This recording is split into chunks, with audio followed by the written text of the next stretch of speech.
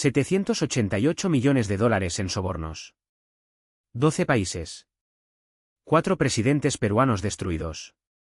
Un vicepresidente ecuatoriano encarcelado. Campañas presidenciales financiadas con dinero sucio en Colombia, Panamá, Venezuela, República Dominicana. Y un hombre que, cuando la policía tocó su puerta una mañana de abril, tomó una pistola y se la puso en la sien. Eso es lo que dejó una sola empresa. Una constructora. Una empresa que construía carreteras, metros, represas y aeropuertos. Una empresa que puso su nombre en placas de inauguración junto a presidentes sonrientes.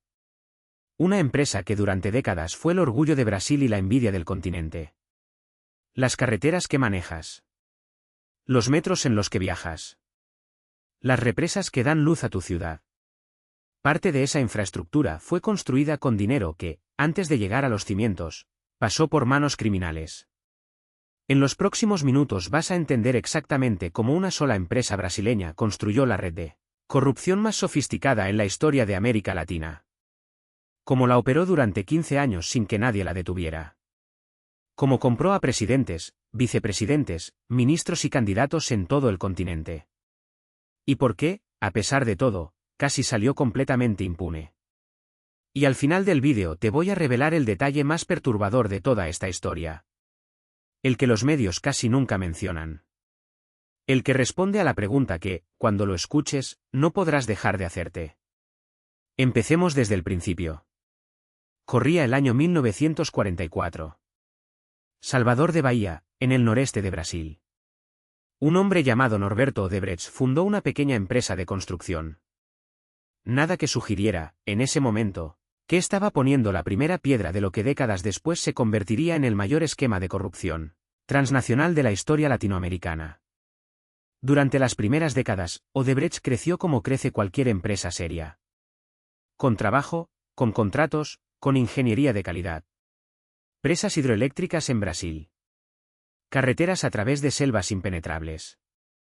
Aeropuertos en ciudades que crecían desordenadamente. El nombre Odebrecht se asoció al progreso, a la modernización, a la idea de que América Latina podía construirse a sí misma. Para los años 90, era una de las mayores constructoras del mundo. Tenía proyectos en más de 20 países. Empleaba a decenas de miles de personas. Era un gigante real, con ingeniería real, con obras reales que transformaron el paisaje de un continente entero. Pero debajo de ese gigante legítimo, a partir del año 2001, comenzó a funcionar otra cosa. Porque Odebrecht, en algún momento de su historia, tomó una decisión. Una decisión que los ejecutivos de alto nivel tomaron con frialdad, con cálculo, con la misma meticulosidad con la que planificaban una presa o un metro. Decidieron que la corrupción no sería un accidente. No sería algo que pasaba de vez en cuando. Sería un sistema. Sería una política de empresa. Pero aquí viene lo que nadie te dice cuando hablan de este caso. Lo que hizo a Odebrecht diferente de cualquier otra empresa corrupta de la historia no fue que pagara sobornos. Muchas empresas pagan sobornos. Lo que la hizo diferente, lo que la convirtió en algo sin precedentes, fue la forma en que los organizó. Odebrecht creó un departamento entero para gestionar la corrupción. Lo llamaron el Departamento de Operaciones Estructuradas. Y no era un rincón oscuro de alguna oficina periférica. Era una división corporativa completa, con su propio presupuesto, sus propios gerentes, sus propios contadores, su propio personal de logística, su propia tecnología. Tenían software propio. 2 sistemas, uno llamado Drowsys y otro llamado MyWebDB, sistemas encriptados, con servidores en Suiza y en Suecia, diseñados específicamente para registrar los pagos ilegales sin dejar rastro visible. Cada soborno tenía un código. Cada político, un apodo. Los apodos eran tan variados, tan cotidianos, tan anodinos, que si alguien interceptaba el sistema sin conocer el contexto, parecía la base de datos de una empresa de logística cualquiera. Se identificaron más de 1100 apodos distintos en esas bases de datos. 1100 personas que, en algún momento, recibieron dinero de Odebrecht a cambio de algo. Y el sistema tenía otra sofisticación. Los movimientos de dinero eran manejados por lo que en Brasil se llaman doleiros, cambistas ilegales que operaban como fantasmas del sistema financiero. No hacía falta mover físicamente el efectivo a través de las fronteras. El dinero aparecía en el destino gracias a una red de compensaciones entre cuentas en distintos países. Un pago en Panamá se reflejaba en una cuenta en Ginebra. Cero huellas físicas. Cero riesgo de maletas decomisadas en aduanas. Un contrato. Un apodo en el sistema. Un pago. Sin rastro. Sin nombre. Sin prueba aparente. Y lo más revelador de todo, cuando incorporaban a nuevos ejecutivos en el área internacional, se les explicaba cómo funcionaba el sistema. No era un secreto susurrado. Era protocolo. Era parte de la cultura corporativa. El Departamento de Operaciones Estructuradas llegó a gestionar transacciones ilegales por un valor total de $3.370 millones. Para que ese sistema funcionara, sin embargo, necesitaba algo más que tecnología. Necesitaba hombres dispuestos a vender su país. Y los había en cada capital del continente. Lo que vas a escuchar ahora son casos reales, país por país, que demuestran que esto no fue un escándalo aislado. Fue un sistema continental. Empecemos por Perú. Porque Perú es el caso que mejor ilustra la devastación que Odebrecht dejó a su paso. 4 expresidentes. 4 hombres que gobernaron el país en distintos momentos. 4 nombres que aparecieron en las bases de datos del Departamento de Operaciones Estructuradas. Alejandro Toledo gobernó Perú entre 2001 y 2006. Bajo su mandato se adjudicó la construcción de la Carretera Interoceánica Sur, una de las obras de infraestructura más grandes de la historia del país, que conectaba el Océano Pacífico con el Atlántico a través de la selva amazónica. Toledo recibió, según las acusaciones, $35 millones en sobornos. Cuando las investigaciones comenzaron a cerrarse sobre él, huyó a Estados Unidos. En 2023 fue extraditado y enfrenta juicio. Ollanta Humala gobernó entre 2011 y 2016. Las acusaciones señalan que Odebrecht financió su campaña presidencial de 2011 con $3 millones. Su esposa, Nadine Heredia, figura con él en las acusaciones. Ambos estuvieron en prisión preventiva. Pedro Pablo Kuczynski fue presidente entre 2016 y 2018. Renunció al cargo acosado por las investigaciones. Las acusaciones apuntan a que recibió pagos cuando era ministro durante el gobierno de Toledo, canalizados a través de empresas de consultoría vinculadas a él. Y luego está Alan García. Alan García gobernó Perú en 2 ocasiones, entre 1985 y 1990, y entre 2006 y 2011. Era un hombre que había sobrevivido a todo en la política peruana. A las crisis, a las derrotas, al exilio, al regreso. Era una figura que muchos, incluso sus críticos, describían como indestructible. El 17 de abril de 2019, a primera hora de la mañana, agentes de la policía llegaron a su casa en Lima con una orden de arresto. García los hizo esperar. Dijo que necesitaba hablar con su abogado. Momentos después, se escuchó un disparo. Alan García se había pegado un tiro en la cabeza. Murió pocas horas después en el hospital. Era el único jefe de Estado vinculado al escándalo Odebrecht que había optado por esa salida. Sus últimas palabras, según los reportes, fueron de negación, de proclamación de inocencia, de un «me despido con dignidad». Ese día, América Latina se quedó sin habla. Ecuador. El vicepresidente Jorge Glass, durante el gobierno de Lenín Moreno, fue encontrado culpable de asociación ilícita.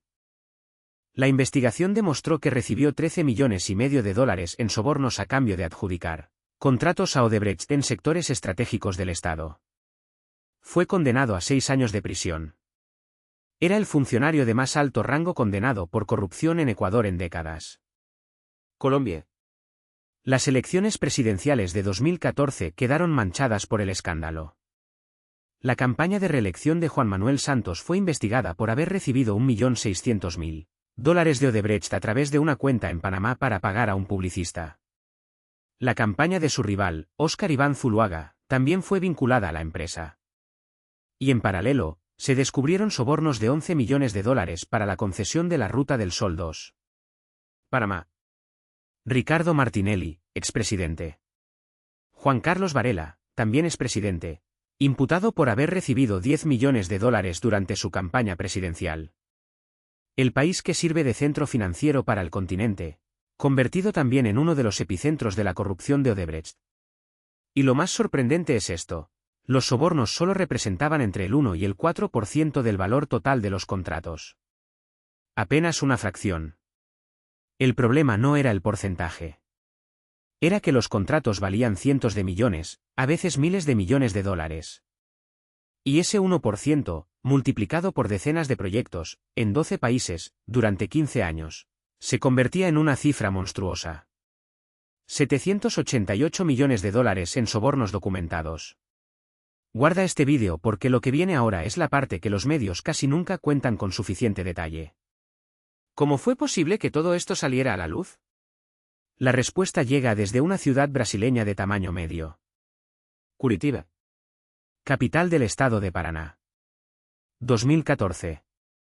Lo que comenzó como una investigación de lavado de dinero en un estacionamiento, literalmente, en un servicio de lavado de automóviles que funcionaba como fachada para una red de cambistas ilegales, se convirtió en el mayor terremoto judicial de la historia latinoamericana. La operación Lava Jato, lavado de autos en portugués, fue expandiéndose como una mancha de aceite. El juez federal Sergio Moro empezó a tirar del hilo. El hilo llegó hasta Petrobras, la petrolera estatal brasileña. Y dentro de Petrobras, los investigadores encontraron algo que no esperaban: la existencia del Departamento de Operaciones Estructuradas de Odebrecht. Cuando incautaron los servidores, cuando recuperaron los sistemas Drowsys y MyWebDB, cuando empezaron a descifrar los 1100 apodos, comprendieron que tenían entre manos algo mucho más grande de lo que habían imaginado. Entonces llegaron los acuerdos de delación premiada. 77 ejecutivos de Odebrecht decidieron colaborar. 77 personas que conocían el sistema desde adentro, que habían transportado el dinero, que habían gestionado las cuentas, que habían mantenido las conversaciones con los políticos, que sabían los nombres reales detrás de cada apodo. Sus testimonios fueron la columna vertebral de decenas de acusaciones en 12 países. En diciembre de 2016, el Departamento de Justicia de los Estados Unidos anunció el acuerdo. Odebrecht y su filial petroquímica Braskem pagarían una multa combinada de 3.500 millones de dólares a las autoridades de Estados Unidos, Brasil y Suiza. La mayor multa por corrupción corporativa en la historia hasta ese momento. ¿Por qué intervino Estados Unidos en un caso de corrupción latinoamericana? Porque parte de las transacciones ilegales pasaron por el sistema bancario estadounidense. Cuando el dinero toca el sistema financiero de Estados Unidos, aunque sea un segundo, la jurisdicción norteamericana puede actuar. Y actuó. El caso se internacionalizó definitivamente. Ya no había dónde esconderse. Presta atención a esto porque es lo más importante que diremos hoy. Recuerda la pregunta que planteé al principio del vídeo. Te dije que al final te revelaría el detalle más perturbador de toda esta historia. El que define lo que realmente pasó cuando el escándalo colapsó. Aquí está. Odebrecht sigue existiendo. No desapareció. No fue disuelta. No fue liquidada por los tribunales. La empresa que durante 15 años operó el mayor esquema de corrupción transnacional de la historia latinoamericana está hoy rebautizada como Novonor. Sigue operando. Sigue construyendo. Pagó su multa. Firmó sus acuerdos de cooperación. Y continuó. Piénsalo un momento. Alan García murió. Alejandro Toledo fue extraditado y enfrenta juicio. Jorge Glass pasó años en prisión. Docenas de políticos y funcionarios vieron sus carreras destruidas, sus libertades cercenadas, sus reputaciones devastadas para siempre. Los mensajeros cayeron. La institución que los compró sobrevivió. Eso no es un detalle menor. Es una sentencia sobre cómo funciona realmente el poder económico frente al poder político. Los políticos son reemplazables. Los contratos billonarios no se disuelven con tanta facilidad. Los gobiernos cambian. La infraestructura que alguien necesita construir, no. Jorge Barata, el principal ejecutivo de Odebrecht en Perú, uno de los más importantes colaboradores de la investigación, lo dijo con una claridad brutal en su testimonio. Había trabajado para la empresa por más de 30 años. Y siempre tuvo claro que se pagaban sobornos. Siempre. No era una excepción. Era la regla. Y ahora la pregunta que debería quedarte resonando es esta: ¿cuántas otras empresas, en cuántos otros países, operan con la misma lógica, solo que sin un servidor en Suiza que un juez de Curitiba pueda incautar? El escándalo de Odebrecht no fue una anomalía en la historia de América Latina. Fue la consecuencia lógica y predecible de sistemas políticos donde los controles son débiles, donde la transparencia es opcional, donde la rendición de cuentas llega tarde o no llega nunca. Fue posible porque existía una demanda. Políticos dispuestos a vender decisiones. Funcionarios dispuestos a mirar hacia otro lado. Sistemas de control que no controlaban nada.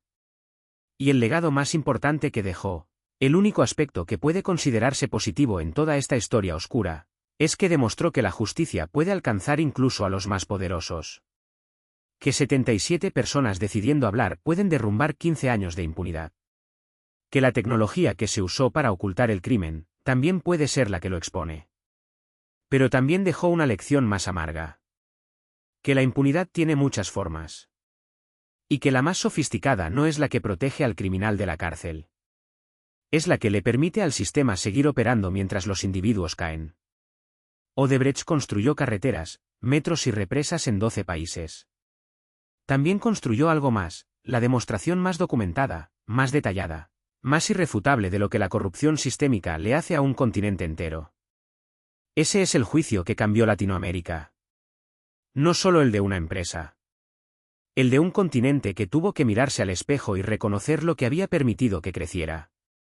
Si esta historia te parece que más gente debería escuchar, ya sabes qué hacer. Y si quieres seguir explorando los juicios y los escándalos que definieron el destino de América Latina, este canal es exactamente el lugar donde vas a encontrarlos.